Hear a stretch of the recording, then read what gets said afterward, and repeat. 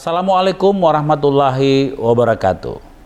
Tribuners, dimanapun Anda berada, di momen 12 Ramadan ini, saya Muhammad Ramdan Pomanto, Wali Kota Makassar, menyapa para Tribuners dalam program Lentera Subuh.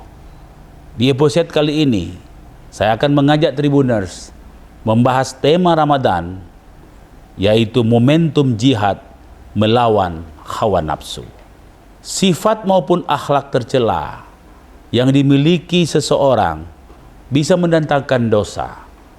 Untuk itu diperlukan penyucian diri dan jiwa dengan sungguh-sungguh.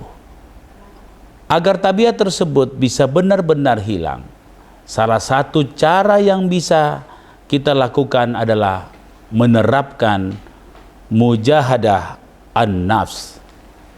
Jihad dan mujahadah berarti mencurahkan segala kemampuan diri untuk melawan musuh. Adapun jihad menurutnya terbagi atas 3, yakni berjuang melawan musuh yang tampak, kedua berjuang melawan syaitan, dan yang ketiga berjuang melawan hawa nafsu. Abdul Qadir Isa mengungkap bahwa berjuang melawan hawa nafsu bukanlah mencabut akar keburukannya, tetapi dengan mengubah dan mengarahkannya kepada kebaikan sesuai dengan kehendak dan ridho Allah Subhanahu wa taala. Sebab sifat dan akhlak yang kurang baik bisa dirubah dengan membiasakan diri dengan hal-hal yang baik, dengan ibadah yang baik.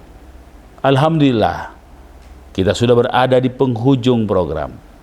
Kita akan bertemu kembali dengan tema Ramadan berikut. Peduli Salamaki. Terima kasih. Wassalamualaikum warahmatullahi wabarakatuh. Selamat berpuasa.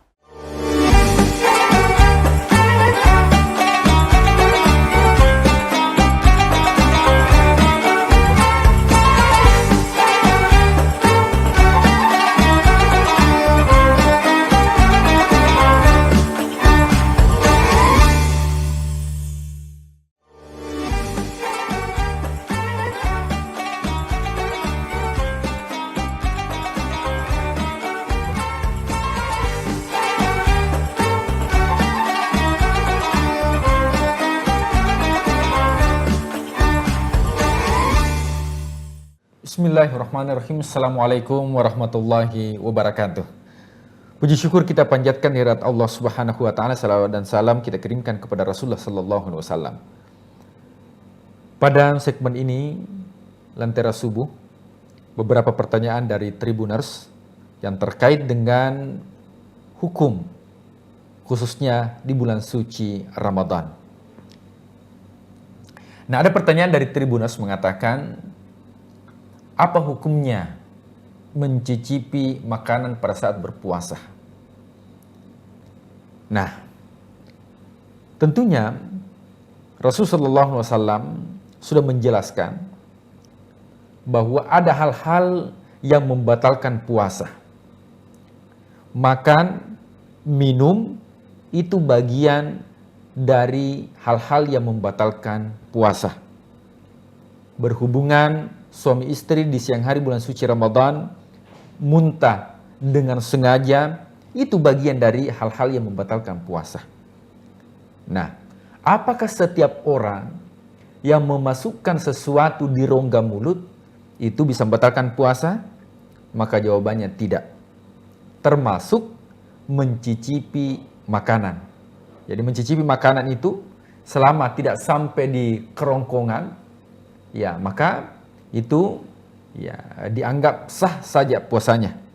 Ya, meskipun kalau keseringan itu bisa memakruhkan. Tapi tentunya ya khususnya ibu-ibu rumah tangga ya yang menyiapkan makanan itu biasa mencicipi untuk merasakan apakah garamnya sudah tepat, manisannya sudah tepat dan sebagainya. Maka kalau kita melihat hukum ya mencicipi itu selama tidak bercampur dengan air ludah dan tidak masuk ke kerongkongan, maka itu tidak membatalkan puasa. Bagaimana caranya? Ketika sudah mencicipi, cukup di lidah sebagai perasa, kemudian kita ludahkan atau muntahkan, maka insya Allah puasanya tetap sah. Nah, pertanyaan selanjutnya, apa hukumnya? Ya, suntik insulin karena pengobatan pada saat berpuasa. Sebagaimana yang saya jelaskan pada segmen yang lalu, bahwa ada orang-orang yang tentunya dalam keadaan sakit, maridhan, dalam keadaan sakit, ya, dan itu bisa membahayakan dirinya ketika dia berpuasa, apalagi kalau sudah ada surat rekomendasi dari dokter yang mengatakan bahwa ketika puasa itu bisa mengancam jiwa, maka itu sebenarnya tidak boleh berpuasa. Dalilnya, wala tulqu bi aidikum ila tahlukah. Janganlah menjerumuskan dirimu pada kebinasaan. Dokter paling ahli apakah kita sehat berpuasa atau tambah parah ketika kita berpuasa. Nah, di antara orang yang terkena penyakit gula atau diabetes itu dianjurkan untuk menyuntikkan insulin, biasanya itu di bagian perut dan sebagainya. Nah, apakah suntikan insulin itu membatalkan puasa apa tidak? Maka jawaban para ulama mengatakan itu tidak membatalkan puasa. Kenapa tidak membatalkan puasa? Karena suntikan itu tidak masuk ke rongga yang terbuka atau saluran pencernaan. Itu hanya sampai di urat. Dan urat itu tidak dianggap oleh ulama sebagai jauf. Jauf itu adalah saluran yang terbuka. Karena tidak dianggap, maka menurut mazhab Imam Syafi'i, maka suntikan insulin itu tidak membatalkan puasa. Tribuners yang dimuliakan Allah Subhanahu wa ta'ala. Nah, muncul pertanyaan, apakah menelan ludah atau dahak membatalkan puasa Ramadan? Ya, kalau itu ludah tadi sendiri tidak apa-apa. Tapi perlu kita perhatikan. Menurut mazhabnya Imam Syafi'i, ya, kalau ada sisa makanan ya di bagian rongga mulut yang tertinggal, kemudian kita sengaja cari dengan menggunakan lidah, misalnya, maka ketika itu bercampur nanti dengan air liur, kemudian kita telan, itu membatalkan puasa.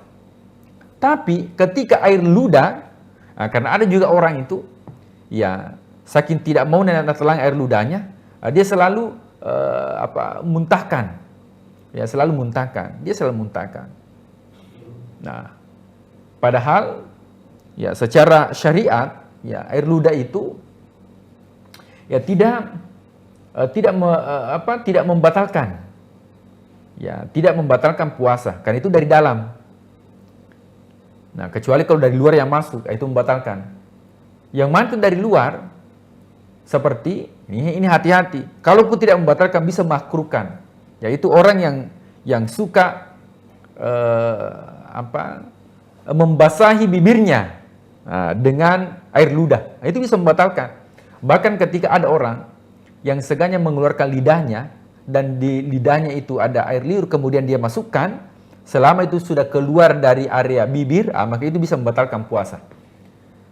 Tapi ya, selama itu berada di rongga mulut dan tidak keluar, maka itu sah-sah saja. Itu tidak membatalkan puasa. Akan tetapi perlu saya sampaikan kepada tribuners, siapa tahu ada keseringan yang sering membasahi bibirnya dengan lidahnya, maka itu bisa membatalkan puasa. Kenapa? Karena sudah keluar dari area mulut.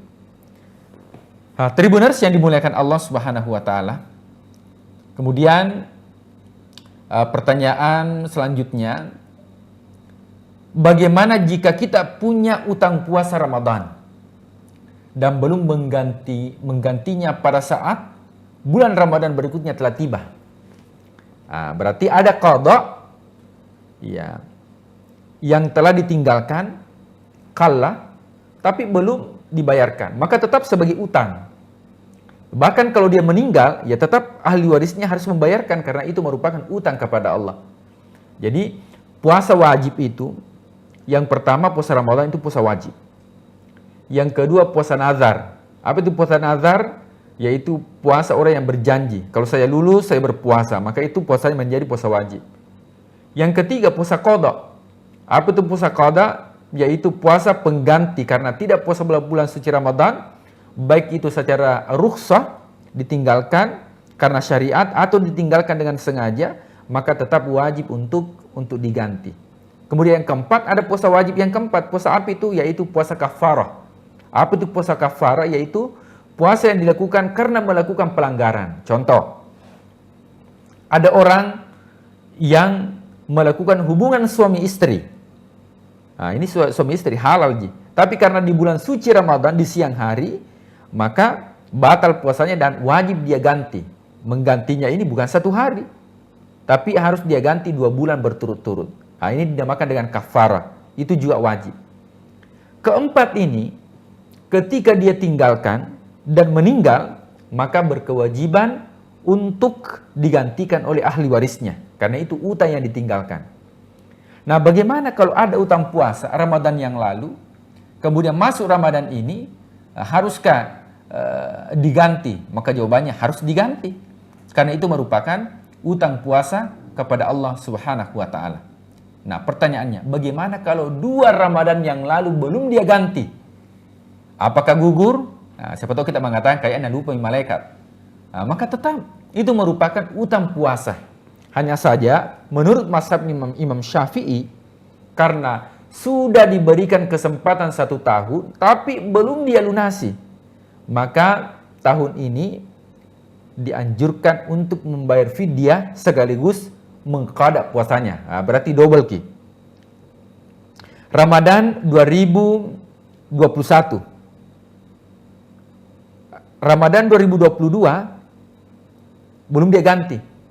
Maka Ramadan 2023 nanti ini, setelah Ramadan ini, maka utang puasa di Ramadan 2021 maka wajib untuk diganti sekaligus dibarengi dengan membayar fidyah. Apa itu fidyah? Memberikan makan kepada fakir miskin. Jadi di samping dia berpuasa qada, sekaligus pesan nasi dos, kemudian berikan kepada fakir miskin. Itu sebagai pembayar fidyah sekaligus qada bagi orang yang meninggalkan ibadah puasa sudah melewati 1 Ramadan. Tapi kalau belum melewati 1 Ramadan, maka hanya dianjurkan untuk membayar fidyah, membayar qada atau qalla, ya. Tapi ketika sudah melewati 2 Ramadan, maka dianjurkan untuk membayar fidyah sekaligus membayar qada puasa. Wallahu a'lam bishawab. Demikian wabillahi taufiq wal hidayah. Assalamualaikum warahmatullahi wabarakatuh.